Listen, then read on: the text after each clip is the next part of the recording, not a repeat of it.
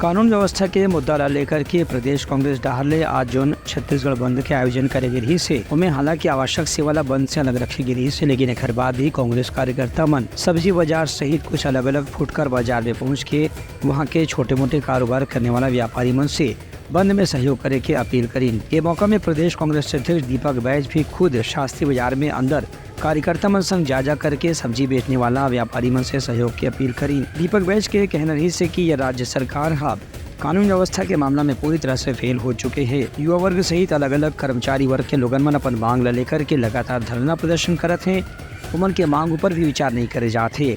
एक स्थिति कांग्रेस के बंद के जरिए राज्य सरकार ला चेतावनी दे के एक प्रयास करेंगे है। ये घटना को रोका जा सकता था, लेकिन पुलिस मूक दर्शक बन के देखती रही, तमाशबीन बन के देखते रही।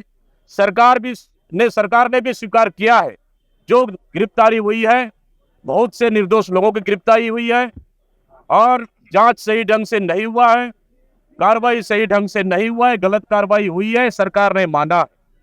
तो फिर हत्या का केस दर्ज क्यों नहीं हुआ?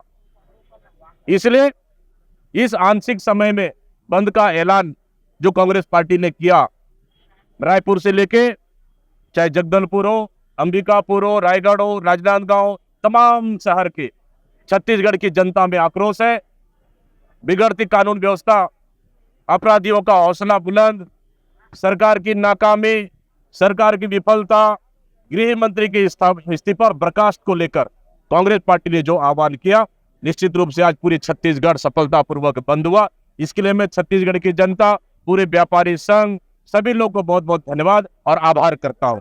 उनकर कहने वैसे कि आने वाला दिन में यदि राज्य सरकार अपन कामकाज से जनता ला संतुष्ट नहीं करी तो आंदोलन ला उग्र भी करे जाही। ब्यूरो रिपोर्ट, उतलंघा न्यूज।